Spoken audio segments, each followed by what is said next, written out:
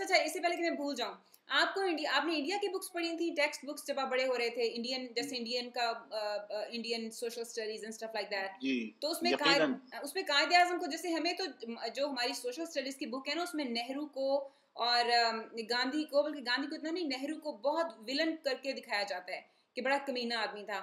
آپ کو قائد اعظم کیسے دکھاتے ہیں بکس میں؟ نہیں, وہاں پہ قائد اعظم کے بارے میں نیوٹرل پوزیشن ہے, ان کو اتنا زیادہ برا نہیں کہا جاتا. ان کو یہ ظاہر ہے کہ تھوڑا سا it's not a very 100% positive light کہ he opposed Gandhi at certain point. تو لیکن یہ کہ he was not depicted as a villain. He is depicted as an opposition figure to Gandhi's demand of unified India. اچھا مجھے بتائیں کہ آپ کی کتابوں میں پاکستان ہیٹریڈ سکھاتے ہیں؟ نہیں, ہیٹریڈ تو نہیں ہے, لیکن یہ کہ میں تو بھائی I am married to a Pakistani lady. I mean I don't know whether I was able to tell you یہ میں نے آپ سے پوچھنا تھا, آپ کو کس نے بتا دیا کہ پاکستانی لڑکیاں زیادہ خوبصورت ہوتی ہیں؟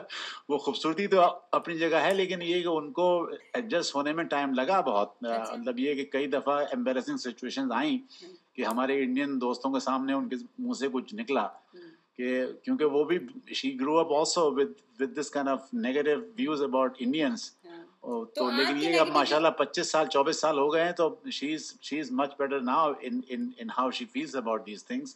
تو میں اپنا پرسنل ایکسپیرینس میرا یہ ہے کہ وہاں پر پھر مجھے پتا چلا کہ پاکستان میں اس قسم کا پروپیگنڈا رہا ہے, and then I came to know کہ وہاں کی ہسٹری کو کس طرح سے لوگوں نے انفارچونیٹ ڈسٹارٹ کیا ہے. تو یقیناً مطلب یہ کہ اس بات کی خواہش ہم لوگ بھی اظہار کرتے ہیں کہ دونوں ملکوں میں ایک ہو. اور تو آپ مجھے بتا رہے ہیں کہ آپ کو جو پاکستان کا, ہندوؤں کو پاکستان کا ہیٹریڈ سکھاتے ہیں وہ میڈیا سکھاتا ہے, لیکن ٹیکسٹ بکس میں نہیں ہے. کریکٹ, ٹیکسٹ بکس میں اتنا نہیں ہے. ہماری text this is what I سے. اب مجھے اس وقت تو ظاہر ہے میں انڈیا کو ہیٹ کرتی تھی, اس وقت تو ہندو بنیا اور انڈینز کمینے اور نہرو کمینہ اور گاندھی کمینہ. گاندھی بیچارہ سے شریف آدمی تھا.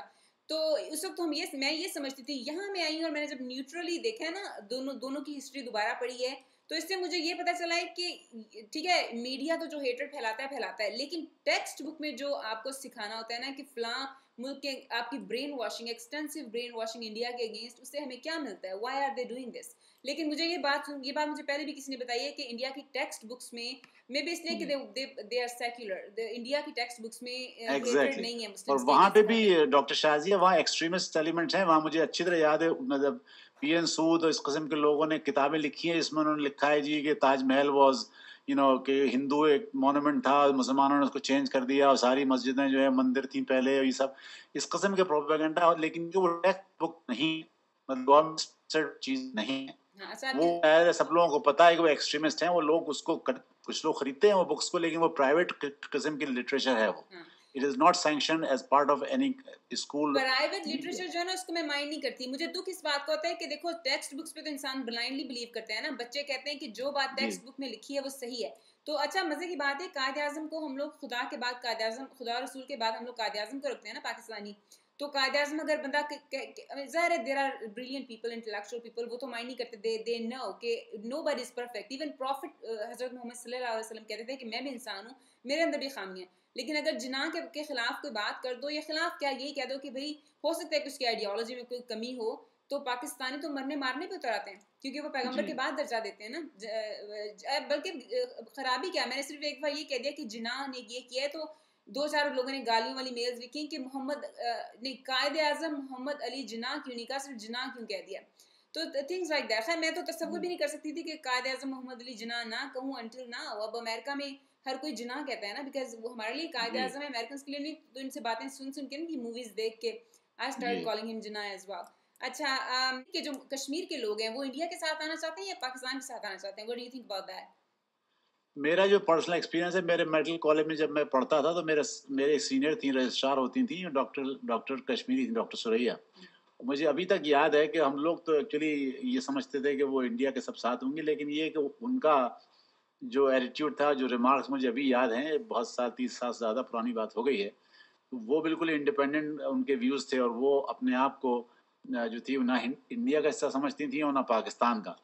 تو یہ چیز اصل میں پاکستان کے لوگ بھی اس کو ایکسیپٹ کرنے کو وہاں کی پبلک کو اتنا پتہ نہیں ہے کہ میرا اپنا خیال یہ ہے کہ میجورٹی آف کشمیری جو ہیں وہ اپنے آپ کو نہ انڈیا کا حصہ ماننے پہ تیار ہے نہ پاکستان کا. And I think they should be left alone. ہاں جی میرا بھی یہ, میں اس کو سپورٹ کرتا ہوں کہ ان کو آزادی ملنی چاہیے اور جو ہے ان کو اپنا فیوچر ڈیسائیڈ کرنے کی خود ان کو جو ہے وہ پرمیشن ملنی چاہیے. مجھے یہ بتائیں کہ وہ کیا وجہ ہے, کیوں انڈیا اتنا کشمیر کو لینا چاہتا ہے اور کیوں Pakistan, why are they after this place, ہمیں کیا ملے گا اس کو لے کے؟ آئی تھنک وہ اس کی جو میری جو ناقص عقل میں بات آتی ہے وہ اس کے صرف اس کے جو نیچرل ریسورسز کی بات ہے شازیہ, ڈاکٹر شازیہ, اس میں چونکہ ایک تو اسٹریٹجک پوزیشن ان کی ایسی نارتھ میں ہے اور وہ جو بھی اس پہ کنٹرول کرے گا وہ ملٹریلی اس کو تھوڑی سپیورٹی وہاں اس ایریا میں ملے گی. اور دوسری چیز اس میں جو ہے وہ ان کے نیچرل ریسورسز ہیں. ایک تو یہ کہ وہ پانی وہاں سارا جو ہے وہ آتا ہے, آپ کے پاکستان کے تو 5 جو دریا ہیں